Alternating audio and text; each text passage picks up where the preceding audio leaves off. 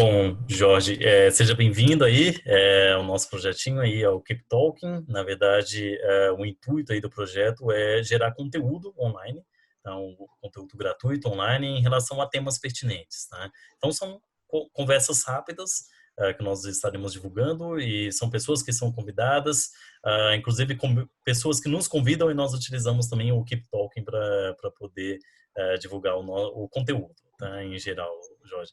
E, bom, eu sou o Eduardo, eu sou formado aqui pela Universidade de Brasília, em engenharia, trabalho numa empresa que é relacionada diretamente a indústrias, tá? Então, nós seguimos muito essa questão da economia e, inclusive, de políticas também que são adotadas. Isso tudo impacta aqui no nosso trabalho no Brasil, né? Então, muita coisa está sempre relacionada, seja a uma pandemia ou seja a momentos difíceis aí de economia, né?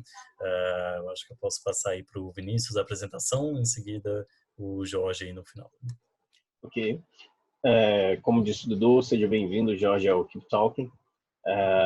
Eu sou o Vinícius Passos, sou comunicólogo, sou formado em comunicação social com habilitação em rádio, TV e internet. Trabalho como analista de conteúdo e SEO em uma startup de e-commerce de suplementos e que está sendo afetado diretamente pelo Covid, por se tratar de startup. Então, esse cenário está bem nítido para todos nós lá da empresa e estamos trabalhando, inclusive, de home office para isso e acho que podemos trazer e agregar mais ainda sobre o conteúdo que está sendo o atual no momento no mundo todo. Tá? Então, pode ficar à vontade para se apresentar, Jorge. Beleza. Meu nome é Jorge Henrique Oliveira, sou cientista político, formado aqui na Universidade de Brasília também. Moro em Brasília e minha especialização foi em processo legislativo pelo Senado Federal. Então, a gente está acompanhando aqui de Brasília. Brasília tem sido um dos principais focos aqui do coronavírus. A cidade está prometendo ter provavelmente um número aí muito ruim de vítimas, mas o pessoal está bem disciplinado, lutando aí para conseguir superar essa fase. E vamos bater um papo aí sobre um pouquinho de política, um pouquinho de história, para a gente criar um conteúdo bacana aí. Perfeito. Pode continuar então, Eduardo, aí. Introduza o conteúdo que a gente vai falar. Bacana. Bom, Jorge, hoje, inclusive, nós já conversamos anteriormente aí pelo WhatsApp, lá pelo grupo que previamente nós formamos normalmente antes de toda a conversa rápida. O tópico pertinente continua sendo o Covid, aí nesse nosso segundo vídeo, né, Vinícius? E, bom, nós delimitamos aí em 3 subseções, né, que seria a relação o que ocorre no Brasil hoje, as políticas que estão sendo adotadas em relação ao Covid-19, as políticas internacionais e um comparativo histórico, tá? Isso nós podemos mudar a ordem, tá? Essa é uma sugestão, mas seriam esses 3 tópicos, esses 3 subtópicos dentro do tema, né? Então, vamos lá. O que dá para a gente pensar aí por conta desse comparativo do que o Covid-19 tem de especial? Está muito ligado assim, à velocidade de propagação, à facilidade das pessoas se infectarem, pessoas que não estão desenvolvendo os sintomas ainda, circulando na rua, e é por conta disso que está sendo tão rápido, tão assustador. Se tornou uma pandemia por conta de fatores desses.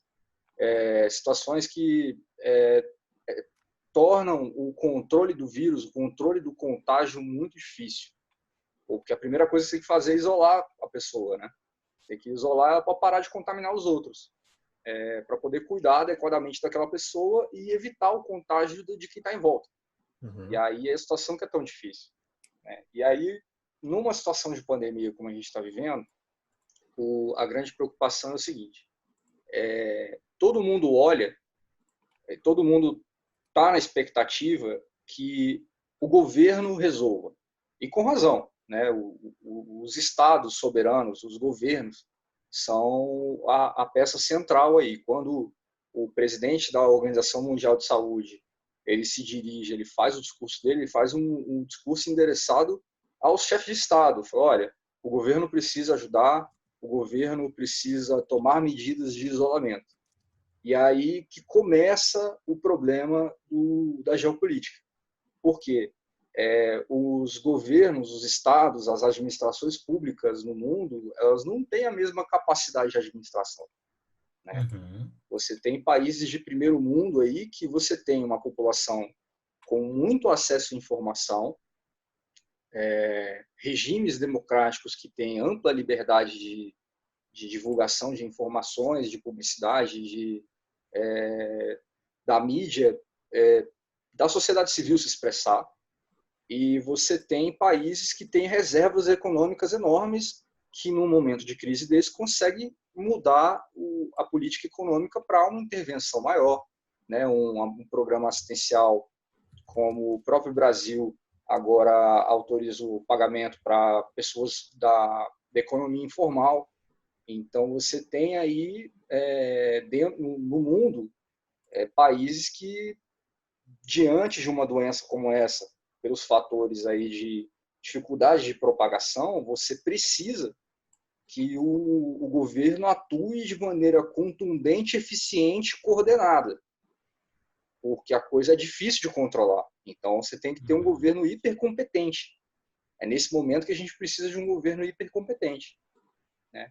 E aí, pelo menos aí no mundo democrático, a gente percebe a importância de você ter uma coordenação entre presidente e governadores. Na Argentina, você ter o presidente alinhado com os chefes de província, você ter na Espanha toda a sociedade já atenta à doença, na Itália também. Então, são países pequenos, com uma economia forte, são países de primeiro mundo, que têm, digamos assim, condições seguras de conseguir atuar. Você tem os Estados Unidos, a maior economia do mundo, que já hoje ultrapassou o número de mortos do 11 de setembro. Né?